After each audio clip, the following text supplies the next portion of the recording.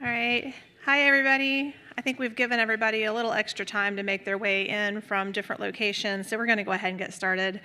I'm Leah Hines. I'm the Executive Director for the Charleston Hub, and it's my pleasure to welcome you to the Charleston Trendspotting Initiative. Thank you for being here. I'd first like to remind all of you of our code of conduct that applies for all of our sessions. I'm sure you've seen this lots and lots of times, but it's important, so it's there for you. If you have any questions, let me know. I'd also like to help you, or ask you to help us make the session accessible for everyone. We'll have a discussion time later, and we have some handheld microphones. I'll be walking around to make sure that everyone can participate fully. A little bit of background information. Most of you who are here and attending the conference are aware of the Charleston Hub, but we're an umbrella organization that has hosted the Charleston Library Conference since it was founded in 1980. Katina Strauch at the time was a newly hired collection development librarian at the College of Charleston that didn't have a travel budget, so she invited a group of people to come and attend an auxiliary event that was held with an antiquarian book fair that was held here in Charleston. And we've grown over the years since then. This is our 45th conference this year. Our publication Against the Grain is a journal that was established in 1989 by Katina as a way to continue the conversations that happen here in Charleston around the year, over the course of the year. And then Charleston Hub, the name was established in 2020 as a way to gather all of the different publications and side events and things around the conference that were in these different little silos into one group. And that group was acquired by the nonprofit Annual Reviews in 2023. And this, I mentioned in our opening session, this is the first year that our founder, Katina Strauch, hasn't been able to join us in person, but her spirit and legacy lives on in all of the events here.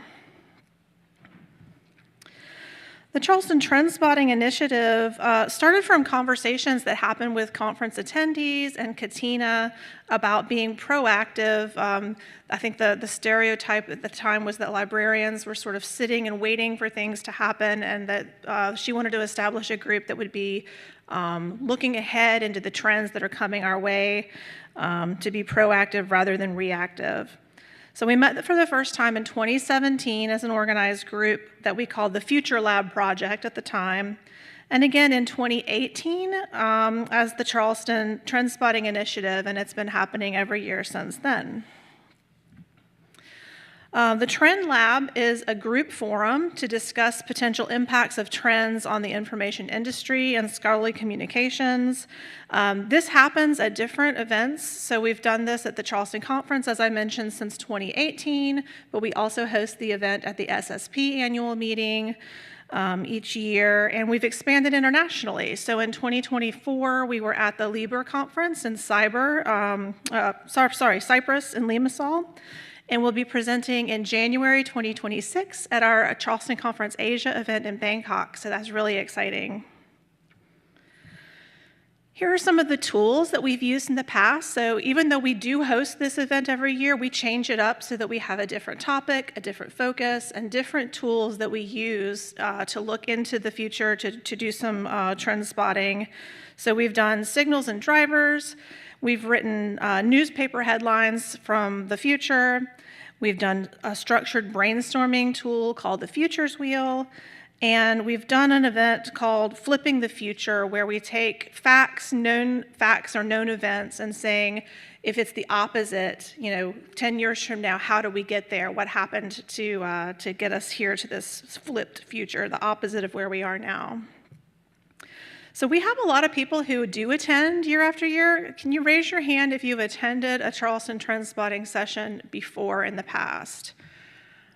I see a few hands going up. Thank you for being here.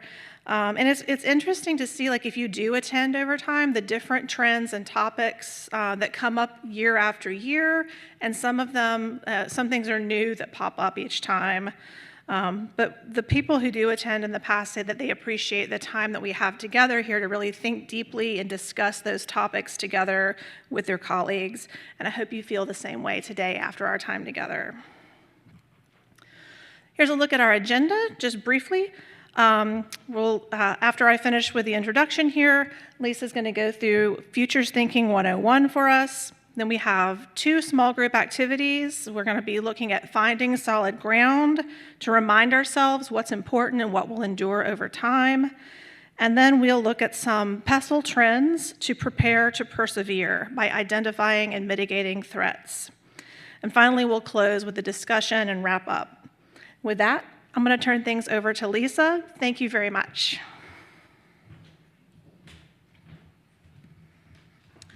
So good afternoon, everyone. I'm Lisa Janicki Hinchliffe. I'm a professor and a coordinator for research professional development at the University Library at the University of Illinois at Urbana-Champaign. And I've had the privilege of working with Leah for a number of years on this project. So we want to ground ourselves in what futures thinking is as we think about trends. It is not a prediction of a specific future, but rather a way of helping shape the future. So it's a way of thinking about the fact that different policies, strategies, and actions can be orchestrated and responded to in a way that promotes desirable futures, those that we would want, and help prevent those that we would consider undesirable. Now, I think it's fair to say we can't prevent all undesirable things, but we can also figure out strategies when there are undesirable things that happen. The goal is to stimulate strategic dialogue, widen our understanding of what's possible, in other words, to help create agency, strengthen leadership, and inform our decision-making. So it's a process of empowerment and often used much more within an individual organization as a way of getting beyond the immediate challenges or downturns in order to figure out, okay, 5, 10, 20, 30-year horizons of what might be possible. So it's always a little bit of a challenge here at Charleston because we don't have that shared context, but we use different futures tools that sort of account for that a little bit.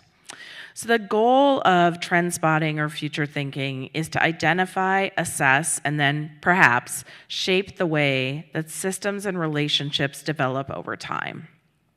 And there's a number of aspects to this kind of work. The first is careful and thoughtful analysis of current conditions, pressures on the system, risks, resources, and potential implications of current trends. The process reveals potential futures because at any given moment in time, there are many ways that things could develop. So we want to think about what's possible, not predict a given particular future. And that allows us to develop strategies, policies, action plans, or the like that help move towards those potential futures that are desirable while also trying to mitigate against undesirable futures. So the goal eventually is purposeful action to increase the probability, plausibility, and feasibility of desired futures. Now, one common mistake with futures thinking is conflating our values and our theories about how the world should be with how the world is.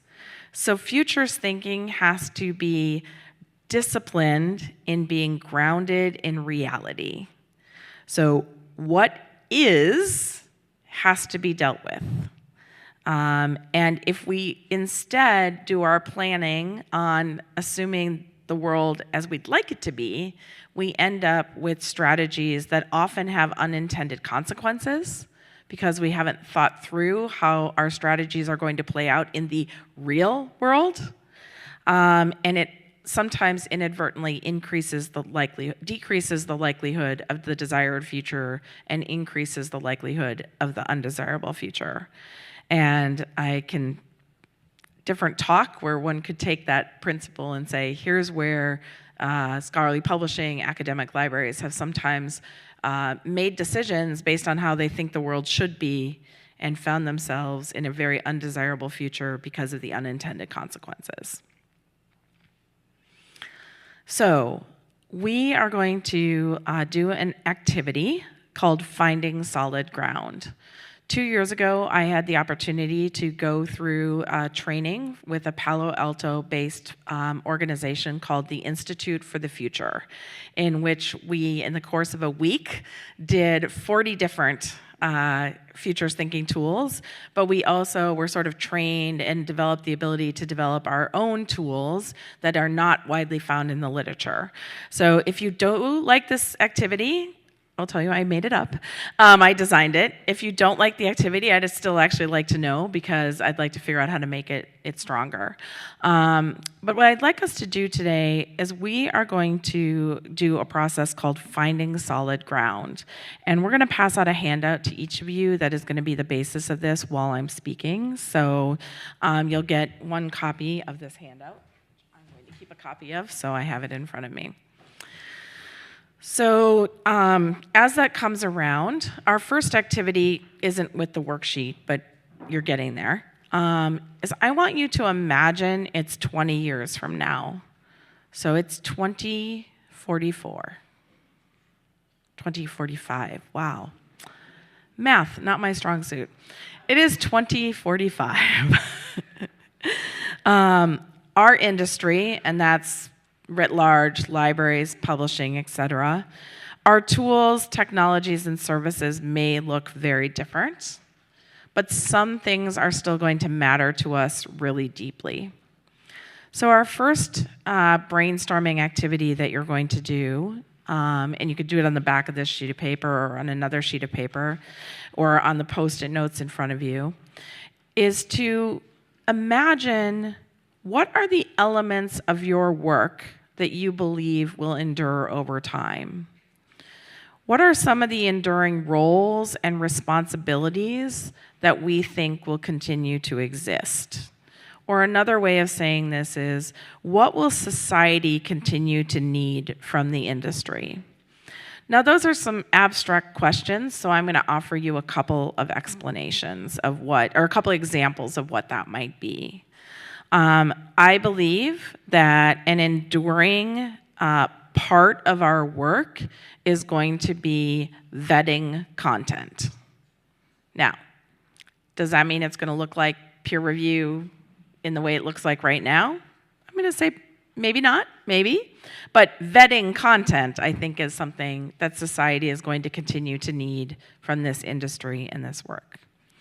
Another thing that I think we're going to continue to need is in this realm of whatever we call it, is we're going to need to be educating people in information literacy.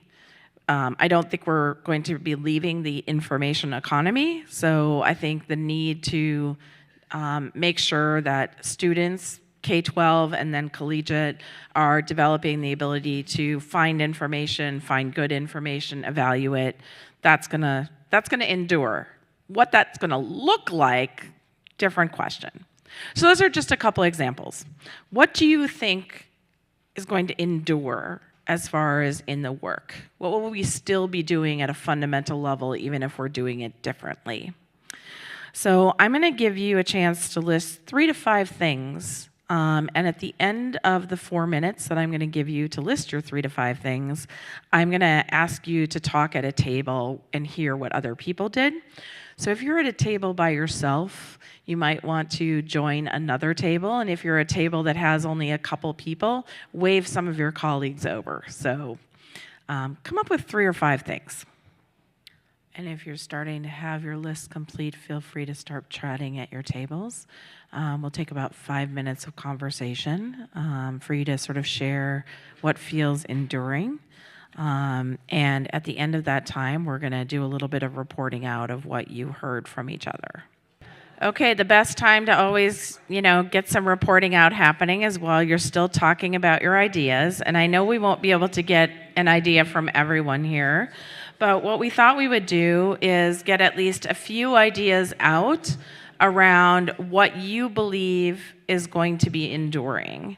And so the good news is, because you've been talking in a group with other people, you can either give one of your ideas, or if you like someone else's idea, you can offer it to the collective as well. So Leah will come around to who's ever willing to kick us off first.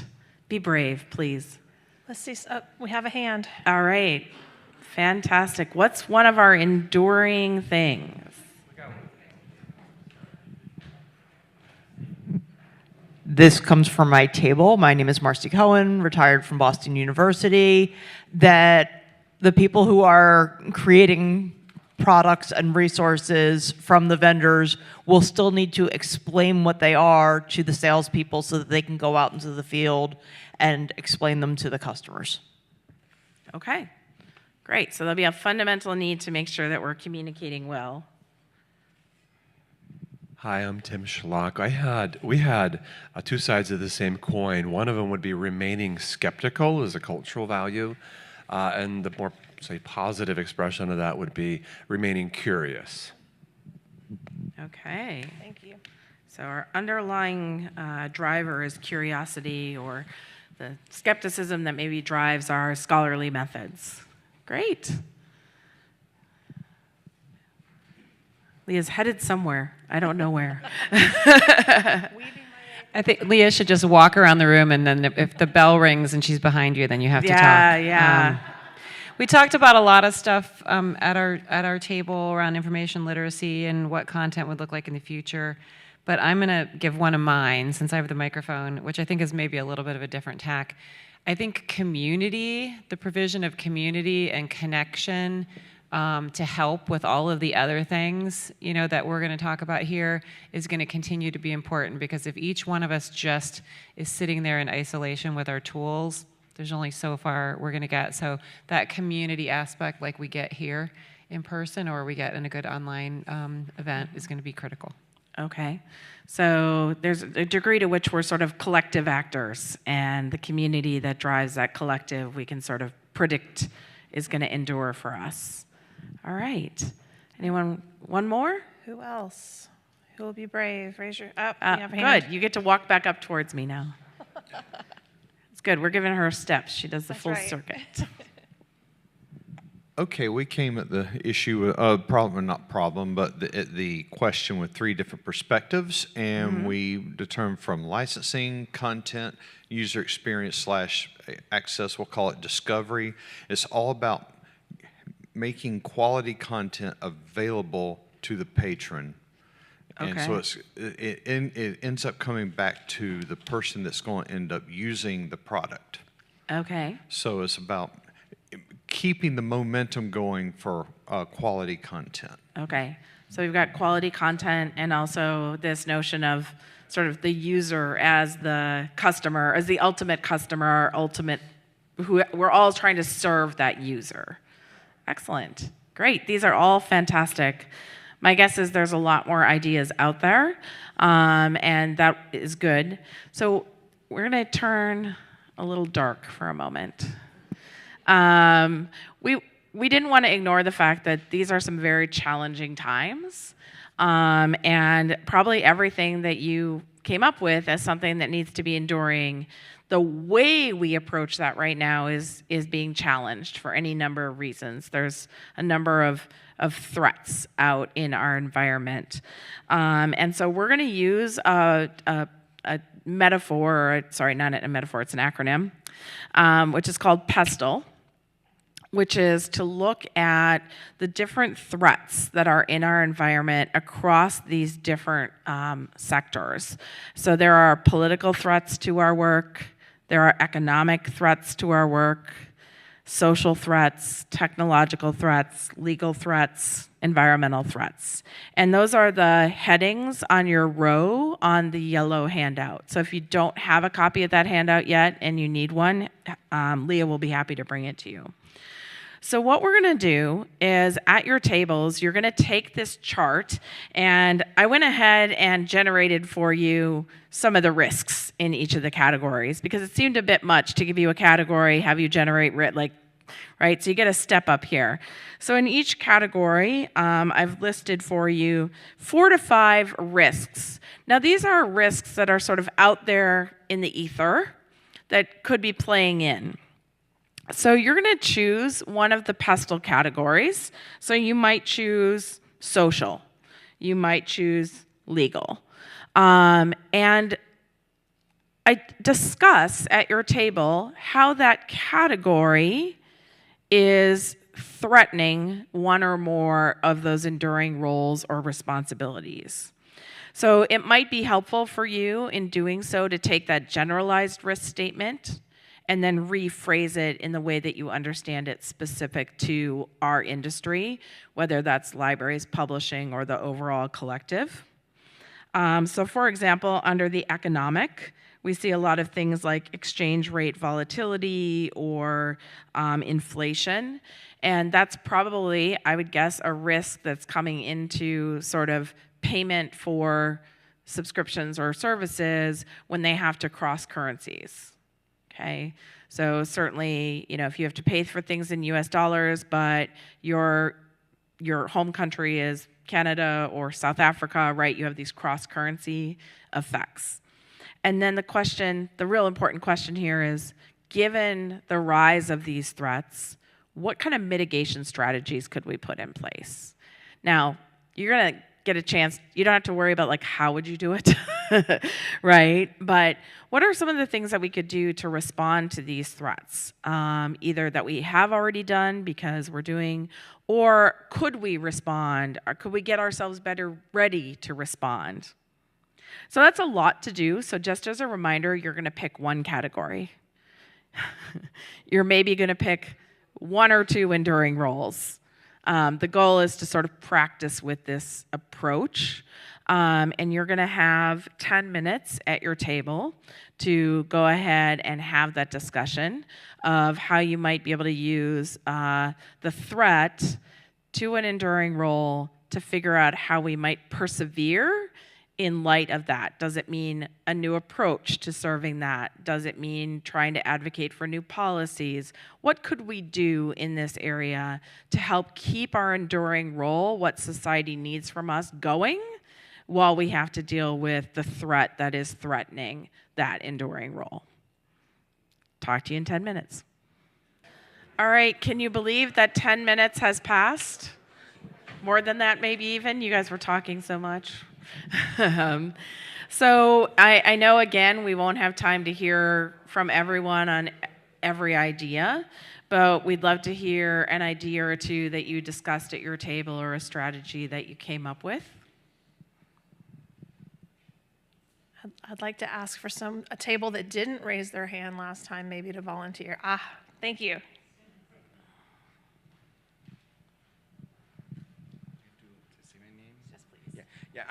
My name is Jesus. I'm from SUNY Albany, and I'm a librarian, subject librarian in charge of getting materials from other countries. So we were talking about this, how to support research from other countries and bring it here, and we were focusing on the political aspects. For example, now we're suffering, which is going to happen for the next few years at least, is the tariffs, where it's very hard to predict how much we have to pay for materials. So mitigation is hopefully the policy for tariffs become more stable and clear, because now it's a mess. And the other thing dealing with government policy changes is that now we're losing a lot of support for study abroad, people like learning up from other countries. So the mitigation will be to make sure we expand more on how to find sources to support international research from other organizations outside of the government. International organizations, nonprofits, etc. Basically, that was what we're talking about. Thank you. Great, some real challenges, but some good thinking on strategies. Yes. All right.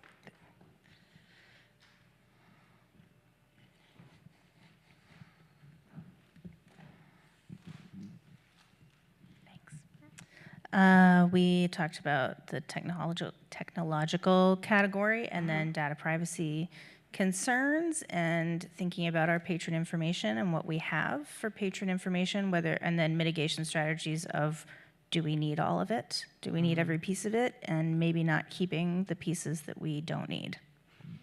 Okay, so in that library context in particular. Great, thank you.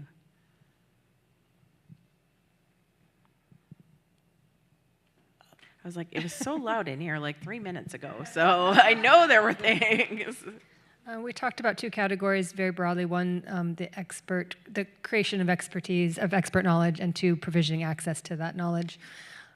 We covered the categories of political, economic, and legal, so I'll give one. In the economic category, we talked a bit about the defunding of higher ed, specifically from the US government, and two mitigation strategies might be finding private funding opportunities as well as institutions situating themselves outside the U.S. through campuses like NYU has done and other schools.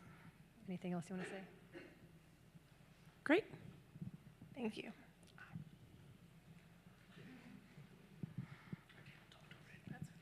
Meredith Goins, University of Tennessee. We talked about social and the shift in generations. So I looked it up. 2035 is when we will have more 65 plus than any other. We have to change what we collect, how we collect, who we support. And so keeping that in mind as we move forward. Mitigations that we had, what was it specifically? Yeah, that was really it, just making sure that we were attacking all of the things that we do and making sure that we, user groups was one, focus groups, bringing them in, having that conversation. Great, thank you. So we can continue this with the debriefing, but I'll go ahead and just put up our last our quote here that I want to sort of say, which is that one of the things with futures thinking is it really reflects Soren Kierkegaard's observation that we can only understand what happened to us backwards, but we have to live it forwards. And so future thinking is something that can help us move into that living forwards with greater confidence and the like. So we always like to end this trend spotting session to say, obviously we practice really quickly and you were seated with people that you maybe even just met today, you don't have a common context, but we want to reflect a little bit on this process experience here. If you have any reflections about how you might take this and maybe use it in your own organization or an association setting, or if you have any other questions or comments around futures thinking. So we'll just open it up with a little opportunity for really kind of whatever you want to ask, observe, reflect on. So this is a time where a comment that's not a question is also okay.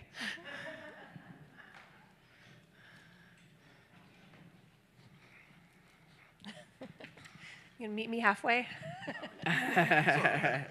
Darrell Gunter, first of all, Lisa, I want to thank you for inviting me to come. This is my first one, and I found it very, very informative and very forward-thinking. Question, are you considering to conduct these sessions throughout the year virtually? That's an interesting idea. We did do one virtual during COVID, but this could be a very interesting thing, especially if we could choose a particular topic area they're like. So far we've been always doing it in person, but that's an interesting idea. Leah.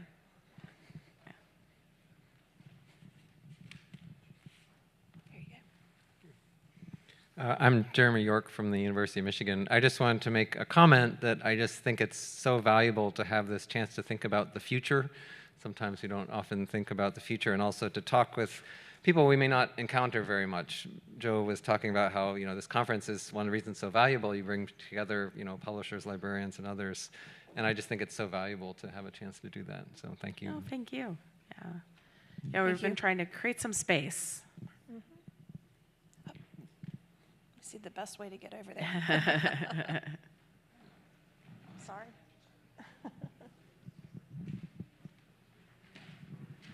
Marcy Cohen. I'm thinking about this relative to the plenary this morning, where the different leaders talked about needing to try and bring their organizations together and make sure everybody is heard. And I feel like this might be a kind of activity that a leader could do in their organization to help bring out the voices and allow people to voice their concerns about the future of their own organization. Mm-hmm. Great. Yeah.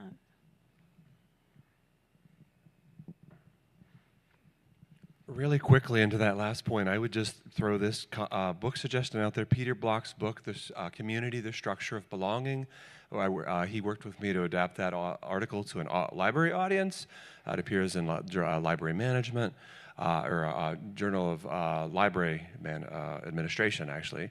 And it's all about how do you create a new future one room at a time, basically one conversation at a time. The premise is if you can change the room, you have changed the culture, at least for that moment. So how do you live into the future? You do it by making every room and every conversation a metaphor for the future world and its possibilities. The structure of belonging, community, the structure of belonging.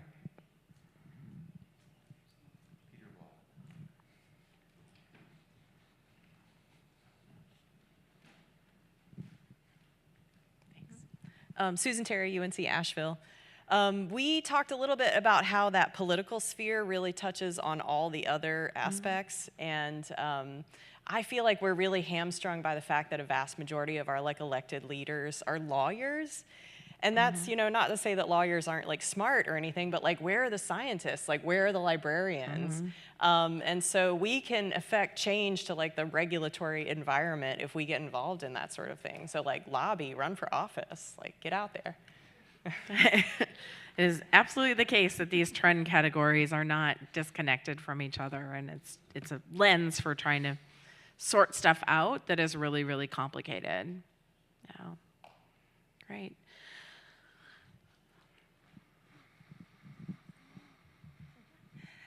Hi, I'm Angela from UC Santa Barbara. I look at especially the last exercise that we did, and I started thinking about our shifting roles as librarians. At times we wait for the organizational reorgs without even taking time over the trajectories of our careers to look at how things are changing. So I started thinking about looking at the threat analysis to be in a habit as an individual of looking at these different categories and how they might be a threat to my career, and then constantly look at how I might find some mitigating strategies as I'm growing in my career path. It's interesting, we almost always get one person that says, oh, I could use these strategies for thinking about my career, regardless of what tool. And so you're absolutely right. These tools can be used for an individual career to be thinking through this. They can be used for an organization. They can be used for a society, so they're scalable in that way. Yeah. So as we come to our final minute here today, I want to say to you that all of the materials that we've created here, you are free to use. I guess we'll CCBY it, so attribution is appreciated. But feel free to take these, be inspired by them. If you want the Word document, that's the threat chart, happy to email it to you, and the like. We invite you to join us at future Trend Labs. It's always a space to think, to consider, and to have this kind of dialogue. And it's really a privilege to facilitate this with you. Happy to talk with anyone, both Lee and I, as follow-up as well. If you're thinking about how you might want to do this in your organization and you just want to run over a conversation with it about how you can adapt it, we're happy to do that as well. And with that, I'll thank you for your participation today and enjoy the rest of the conference.